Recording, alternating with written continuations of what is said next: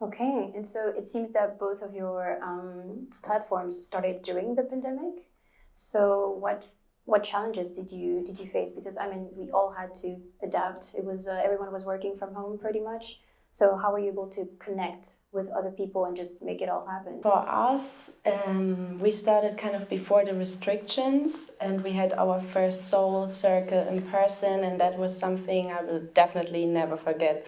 First, because it's the first event you ever did, and then all the people who came together was just a very, very intense, beautifully intense moment. And then, of course, with the restrictions, we couldn't host anything anymore. And we decided to shift it to online circuits where people from all over Germany can register, which was actually good for us because people who don't have that much access as we do in Berlin to different spaces or communities had the possibility to dial in their little villages, or and could share these perspectives they have and their realities, which also was a very great input for the rest of the crowd, because everyone grew up in different places, and it was just like always this sharing of perspectives, which made it which kind of it was good to do these sessions, but at the same time you can never recreate the same atmosphere you have offline. Like the people, you see their tears in their eyes, or their big laughs, or their, like, even the smell of the room, everything inside one room when you sit in front of each other is so, it does something with you. And I think that's our main focus on, that we create really rooms where people enter from the beginning and feel like they are welcomed and listened to. And it's way harder to do this online, especially when maybe critical things have been shared, and then having this discussion online as well, like it was hard. And it also gave us a lot of time to do more work strategically. That makes sense. Sorry. To work on our visions, to what we actually want to do when the pandemic might be over. And we had a lot of time to do the internal work, as well as working on proper values, which we think is very important if you start community work, because for us all it was so sure we want to go back to how other communities really lived their values, and we tried to figure out what are important values we all share, and said we really want to come up with this concept of mutual aid, which is about that the government and the systems, they don't give you enough help or support, and that you lack, or you have a different starting point than others.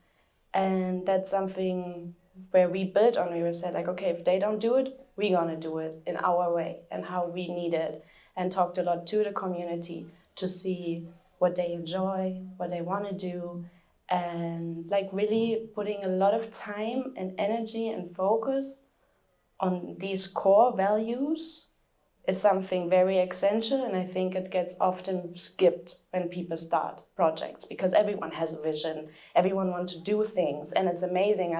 Every one of us probably knows this feeling of, oh my God, yes, I know, but I don't know how to get there. And then I think it's something necessary to take your time and pause yourself and build on a good fundament and build the roots.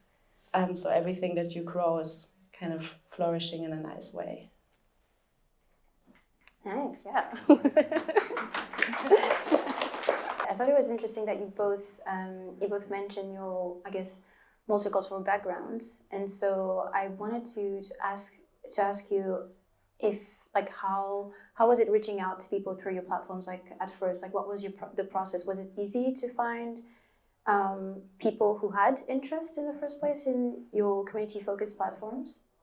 I think something that helped us get a lot of people involved in the beginning was the fact that everyone was at home during the pandemic and able to make kind of internet radio. And radio is also a fairly accessible way of expressing yourself. If you have a microphone or even a phone that you can record your voice in and some music, you can make a radio show. It's much more accessible than performing music on stage or other kind of mediums where there's more barriers. So we were able to invite a lot of different people who didn't have experience in doing this before, and that is still to this day kind of a core principle that on how the programming works.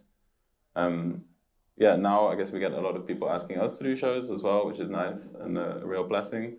So I wouldn't say it's kind of difficult to find all these people, but the part that I find more difficult, and this is kind of a daily thing as I'm doing the programming, is just knowing from kind of one email, what sort of people you want to invite onto the station, and just trying to understand. Obviously, you get quite a lot of these emails, and you can't spend hours, trying to research everything about a certain person. So just trying to get a good feeling from someone, sometimes just in the case of a few paragraphs or a few sentences, about whether you think their music and their stories is something you want to platform. Obviously, it would be nice to be able to platform everyone, but there's a limited amount of time in the day. So deciding, which people you would like to offer that space to, and doing it in the way that makes you as little of a gatekeeper as possible. I do think it's kind of impossible to remove that completely unless you have kind of an open platform where people can just sign up for a show and they do one and it's 100% open. That's just logistically not really possible for us. So I understand that there is still some sort of kind of, I guess, selection of who is going to have that space and who isn't. But I try to think of that in the most positive way possible and try to do good with that influence I have in choosing who comes on, rather than kind of just choosing my friends or doing it in a kind of nepotistic way. I try to use it as my kind of activism and try to introduce as much fresh talent and perspectives into the onto the airwaves and into the Berlin's music scene as I can. And it's been amazing over the last couple of years to see so many people start with a radio show there and then go on to do it somewhere else, somewhere bigger, or to see them learning at a DJ workshop here, like the one you hosted, for example, and go on to play in clubs around Berlin. And that's for sure the proudest moments for me are when I see people use what we do as a stepping stone to go and achieve their own goals, independent of us. So it's difficult, but it's an absolute privilege to be able to do that on a daily basis. Also wanted to ask, how can the community give back to you, to those community? Because you mentioned how difficult it was at the beginning, how in the case of Refuge Berlin, it took some time to find funding. You had to do everything yourself.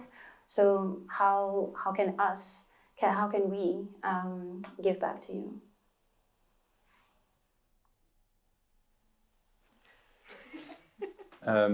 We have a big group of residents on the radio who every time they put time and energy and effort into doing a radio show, they are giving back to us. They are buying music, taking time out of their day, coming to play it, or having these conversations which are sometimes emotionally draining on them, and also just a drain on their time.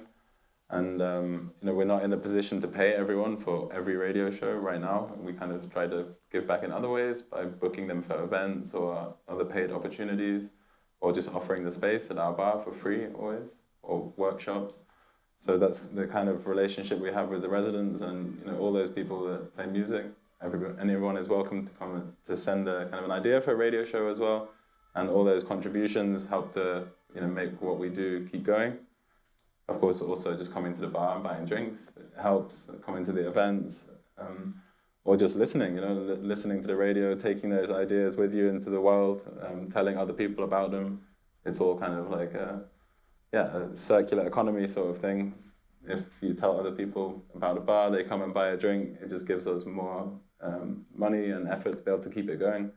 And I think it is very, like, a lot of small contributions from a lot of people help us to keep going, and we're so grateful to all the residents and all the team and the listeners and everyone.